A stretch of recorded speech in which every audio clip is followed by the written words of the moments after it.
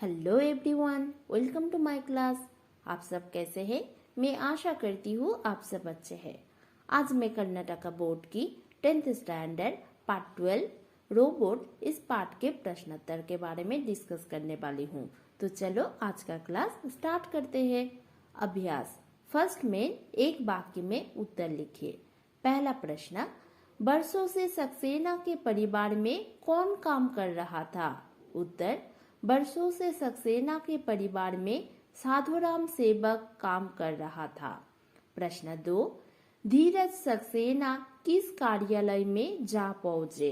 उत्तर, धीरज Saxena रोबोटोनिक्स corporation के कार्यालय में जा पहुंचे।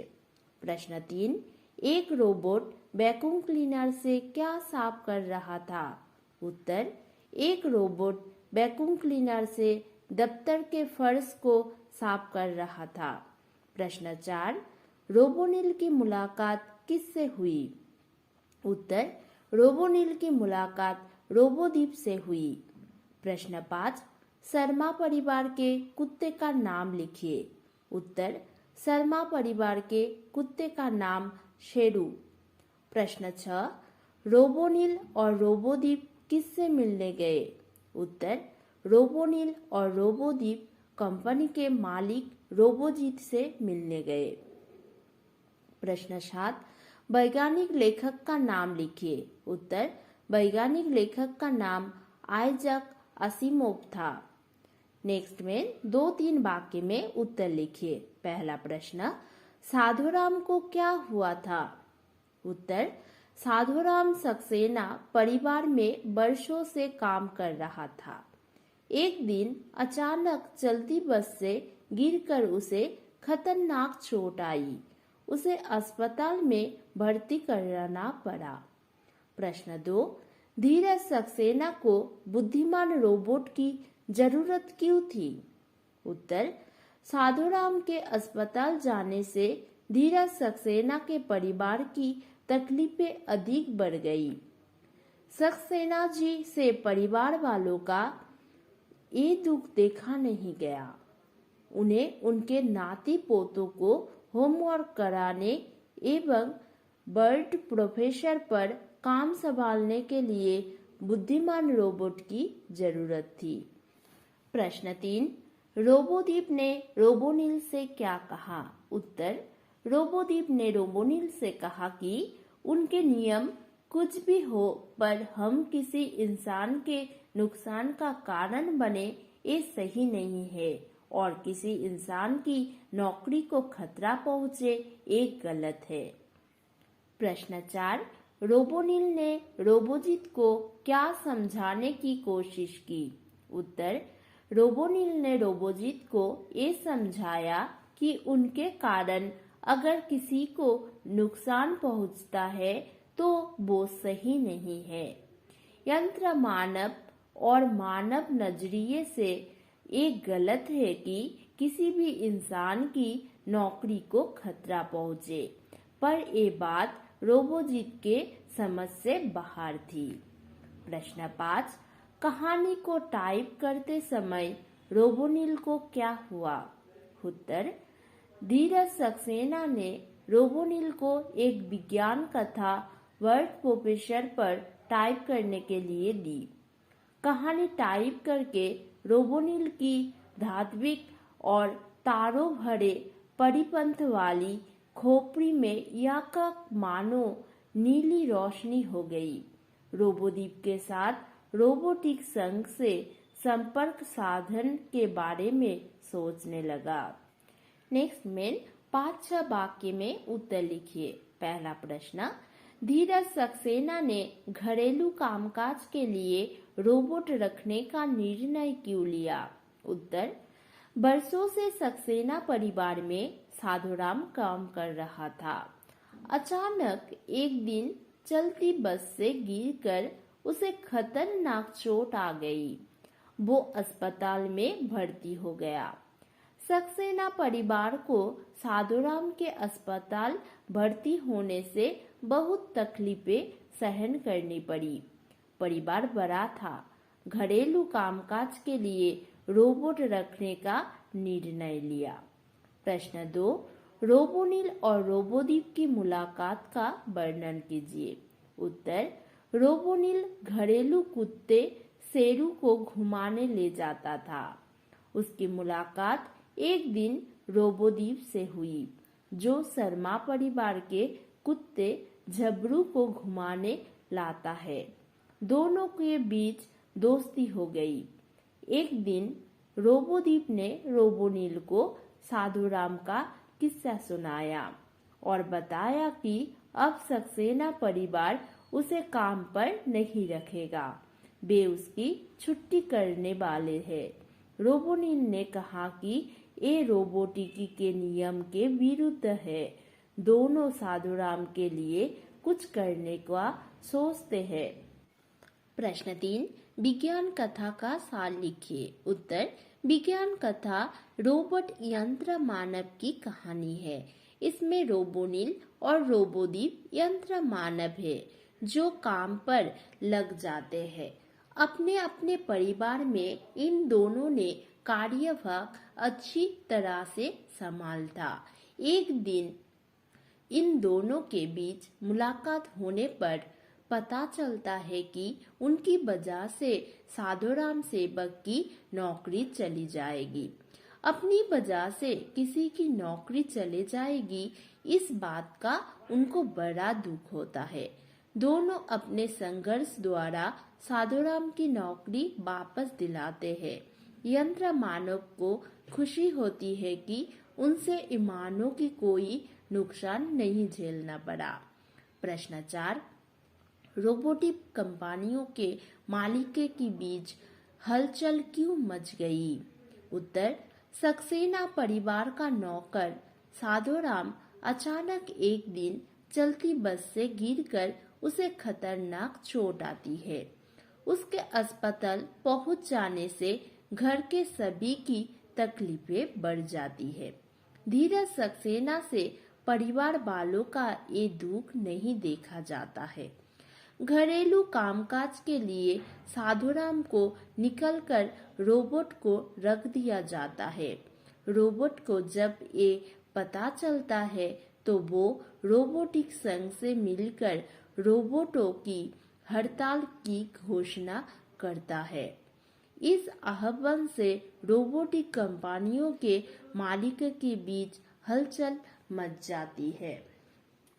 नेक्स्ट में निम्नलिखित कारकों को चुनकर लिखिए। का, के, में, से और की से। पहला है वर्ष 2030 के नवंबर का महीना था। नेक्स्ट, आप साधारण रोबोट से भी काम चला सकते हैं। नेक्स्ट, रोबोनील के घर में आ जाने से सभी ने राहत की सांस ली।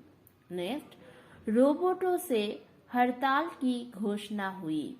नेक्स्ट, संघ को ये बात मानने में कोई आपत्ति नहीं थी। नेक्स्ट में जोड़कर लिखिए।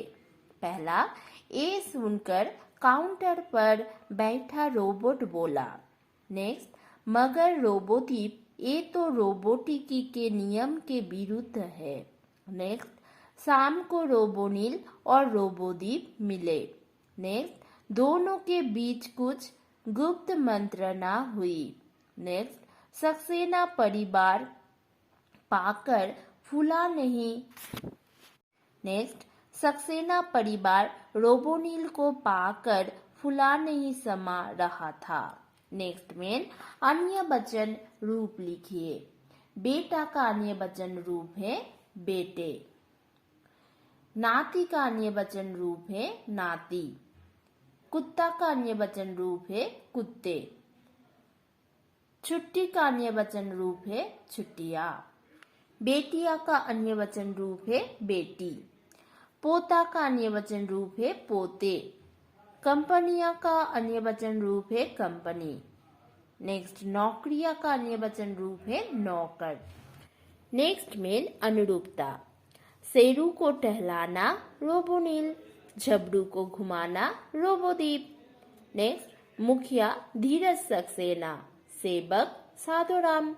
नेक्स्ट, टस से मस ना होना अटल रहना, फूले ना समाना, बहुत खुश होना।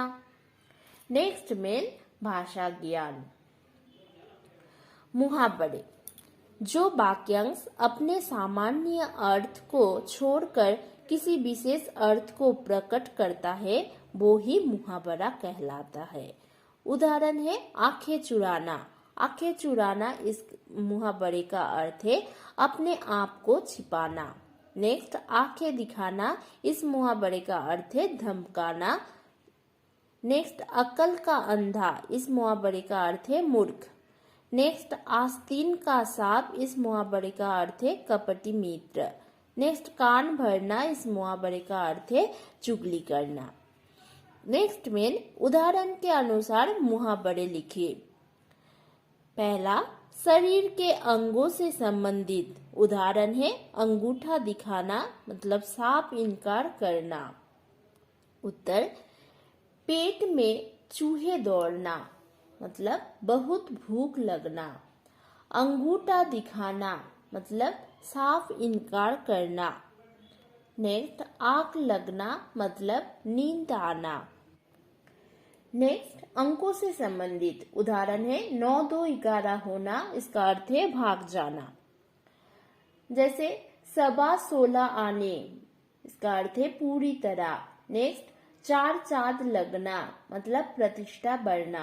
नेक्स्ट छक्के छुड़ाना मतलब बुरी तरह हारना। नेक्स्ट में मुहावरों का अर्थ लिखकर वाक्य में प्रयोग कीजिए। पहला है आँख खुलना, इसका अर्थ है सच्चाई का पता चलना। वाक्य है मैं उसे बहुत विश्वास करता था पर उसके इस व्यवहार से मेरी आँख खुल गई। नेक्स्ट ईद का चांद होना, इसका अर्थ है बहुत दिनों के बाद दिखाई देना। वाक्य है भाई तुम तो ईद के चांद हो गए। नेक्स्ट कान खड़े होना, इसका अर्थ है सचेत होना। डाकुओं की ललकार से उसके कान खड़े हो गए। नेक्स्ट हवा से बातें करना, इसका अर्थ है तेज भागना। वाक्य है घोड़े की चाल देखो, हवा से बातें करता दौड़ रहा है। नेक्स्ट बात का धनी, इसका अर्थ है बात का पक्का। उसने कह दिया तो समझो कि काम हो जाएगा, वो बात का धनी है। नेक्स्ट में मुहावरों को सही अर्थ के साथ जोड़कर लिखिए। राहत की सांस लेना मतलब चैन की सांस लेना। नेक्स्ट पेट पर लात मारना, इसका अर्थ है नौकरी या सहूलियत छेलना। नेक्स्ट टस से मस ना होना, इसका अर्थ है विचलित ना होना। नेक्स्ट फूला नहीं समाना, इसका अर्थ है बहुत खुश होना। नेक्स्ट आँच आना, इसका अर्थ है हानि पहुंचना। नेक्स्ट अंगूठा दिखा देना, इसका अर्थ है वक्त आने पर इनकार करना। नेक्स्ट हलचल मचाना, इसका अर्थ है शोर मचाना।